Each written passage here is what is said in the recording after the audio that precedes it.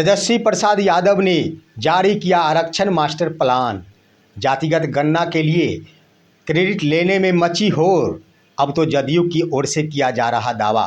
नमस्कार दोस्तों, बिहार के राजनीतिक खबर के साथ एक बार फिर से आप सभी का दोस्त स्केच चौधरी।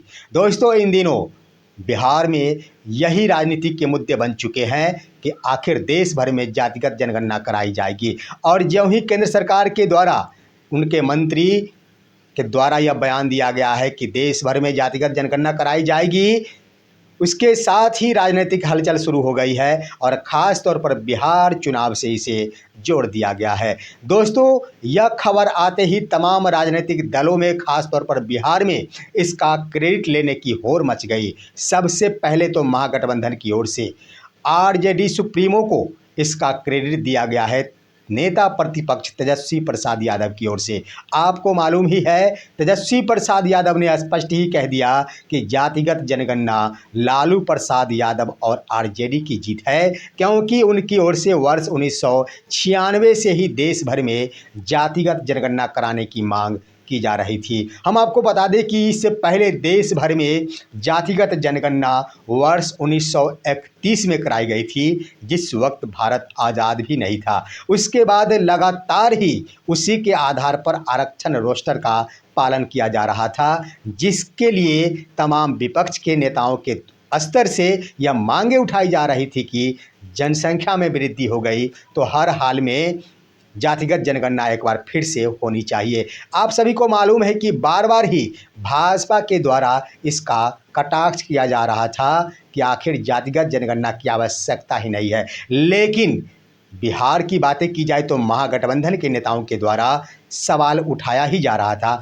बिहार में तो जातिगत गणना कराई भी गई थी वर्ष 2023 में। उसी तरह देश भर में भी विपक्ष के स्तर से ये सवालें की जा रही थी कि पूरे देश में जातिगत जनगणना कराई जानी चाहिए। कांग्रेस के स्तर से बार बार ये सवाल किए जा रहे थे। उधर राहुल गांधी भी ये मांग उठाते नजर आ रहे थे। इसी बीच दोस्तों, एक बड़ी खबर सामने उभर कर आ गई और बिहार की राजनीति में सनसनी फैला कर रख दिया है नेता प्रतिपक्ष तेजस्वी प्रसाद यादव ने। आखिर क्या उन्होंने किया है? बड़ा कारनामा कर दिखाया है दोस्तों। क्या किया है? इससे पहले आप हमारे इस चैनल को सब्सक्राइब कीजिए और मैं आपको सत्य से रूबरू कराता हूं, इसलिए हमारा समर्थन कीजिए। दोस्तों, नेता प्रतिपक्ष ने अपने एक्स हैंडल के माध्यम से एक बड़ा पोस्ट किया है और वह आरक्षण मास्टर प्लान है, जहां आप सभी को मालूम है कि तमाम राजनीतिक दल सिर्फ व सिर्फ क्रेडिट लेने की होड़ में अपने कदम को आगे बढ़ाए हुए हैं।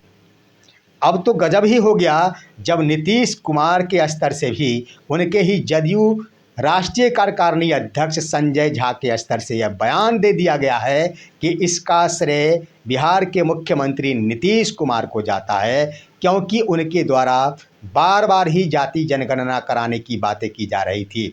संजय झा के स्तर से कहा गया है कि नीतीश कुमार की सरकार में तो वर्ष 2023 में जनगणना कराई भी गई। वर्ष 2022 में जिस वक्त भाजपा और जदयू की सरकार थी, उसी समय सहमति बनी थी कि जातिगत जनगणना कराई जाए। दोस्तों, मैं आप सभी को बता दूं कि जो भी बिहार में जातिगत जनगणना हुई वह भाजपा और जदयू के कार्यकाल में नहीं, बल्कि राजद यानी महागठबंधन और जदयू के कार्यकाल में जातिगत जनगणना संपन्न कराई गई थी। तो उधर दोस्तों, क्रेडिट लेने का होड़ जारी था। इसी बीच नेता प्रतिपक्ष तेजस्वी प्रसाद यादव के द्वारा एक पोस्ट के माध्यम से आरक्षण रोस्टर मॉडल पोस्ट कर दिया गया है। दोस्तों, नया मास्टर प्लान है जिस पर किसी की नज़र तक नहीं गई थी।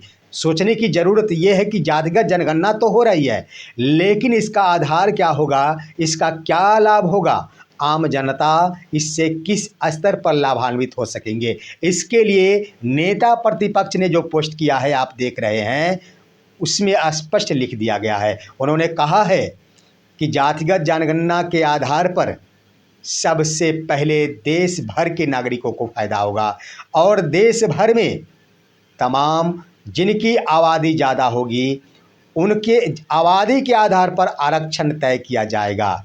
दोस्तों, उन्होंने आरक्षण मास्टर प्लान में तो बड़ी बातें कह दी है कि ईबीसी और ओबीसी के लिए भी विधानसभा सीटें आरक्षित की जाएगी, यानी ईबीसी और ओबीसी के लिए भी आरक्षित विधानसभा सीट होनी चाहिए। दोस्तों, उन्होंने अगला मास्टर प्लान बताया है। उन्होंने बनाया है इस आधार पर कि ठेकेदारी प्रथा में भी आरक्षण का लाभ मिलेगा।